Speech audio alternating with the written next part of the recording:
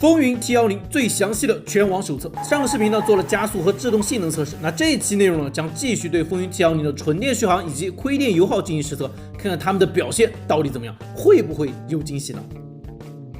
那接下来我们先做纯电续航测试，看看这台风云 T10的纯电状态下到底能够跑多远。那现在已经是满电的状态下，它的满电续航里程显示的是160公里。然后我们这次测试呢，因为考虑到大家的纯电使用场景呢还是在城市路段，所以待会儿我们就跑城市快速路，然后再加部分的城区道路这样的路况去测试它的纯电续航里程。然后测试之前呢，咱们是将空调温度开到23度，风量2档，驾驶模式呢直接切换到经济模式，动能回收为标准。因为这台车它有一个 EV 加，就是更深度的纯电行驶的模式，咱们就用这个 EV 加模式来去测试。然后直到这台车不能纯电行驶，发动机强制介入，然后咱们看一看这台车它的实际的纯电续航里程有多长，它的续航达成率到底怎么样。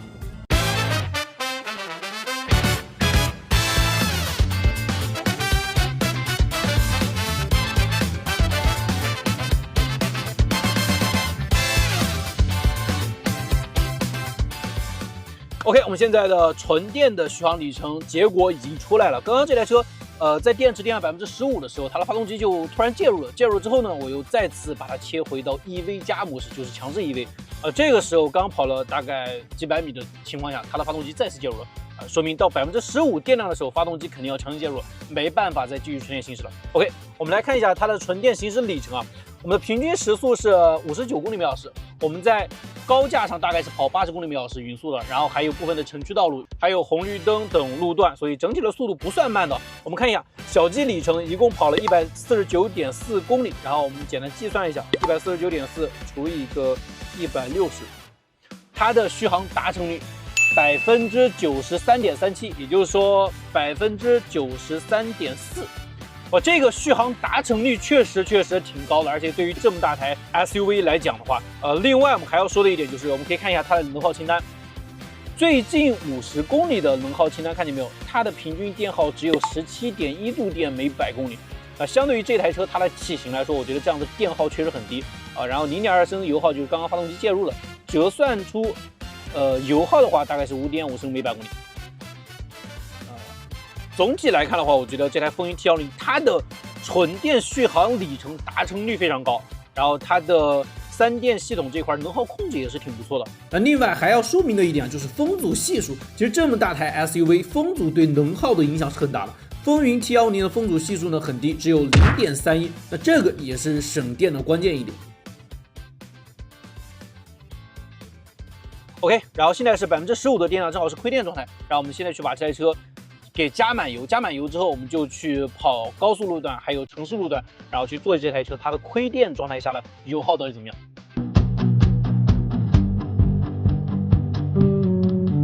92加满。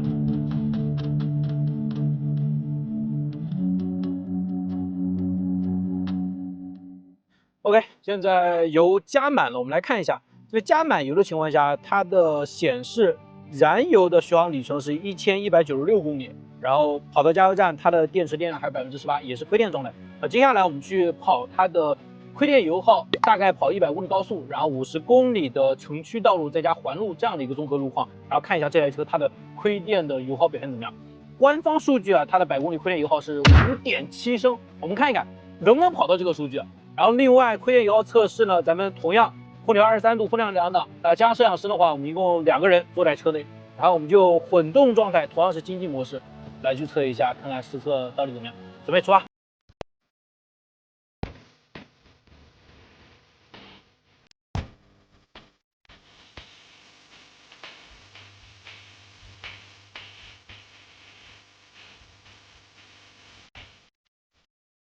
OK， 我们现在的油耗测试呢就结束了，已经到加油站这边了。我们来看一下测试数据啊。现在我们跑的平均速度是60公里每小时。小基里程是跑了154.7公里，然后我们目前来看一下它的具体的能耗清单，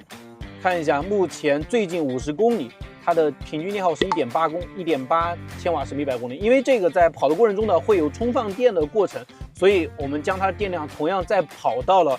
初始前的18%，这样我们的前后的电池电量是保持一致的，那中间的过程全部都是烧油的。然后再来看一下平均油耗只有4.5升每百公里，这个表显的油耗，这个表显油耗很低，然后综合下来的油耗是5.1升每百公里啊。这样看它的表显近50公里的数据，肯定是要比官方数据更低一些。然后我们现在就把这台车开到这里给加满油，看一下实测的油耗到底是多少。92加满，然后跳枪就可以了。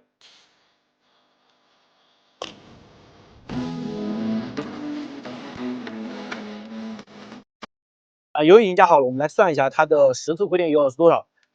，9.41升，然后除以154.7公里 ，OK，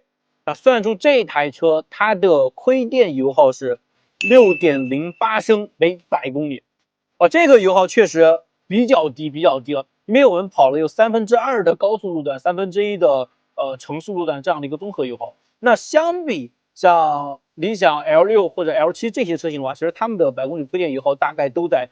7到8升左右。那这一台风云710的话，相对来说就省很多了。而最重要一点就是，那些车型是要喝95号汽油的，然后这台车喝92号就可以了。我们再来换算一下，现在6.08乘以92号汽油的油价是7块8，也就是说这台车在最费油的亏电情况下，它的每公里的花费大概是170。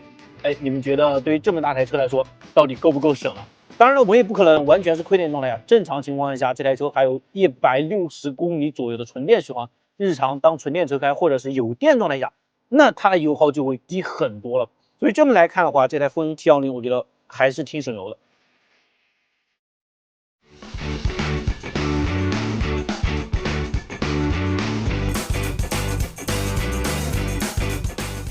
再来说静态部分，外观内饰这些呢我就不赘述了，大家直接看镜头。觉得好看的扣个1，那觉得不好看的你就别扣了吧。咱们重点说一说乘坐体验。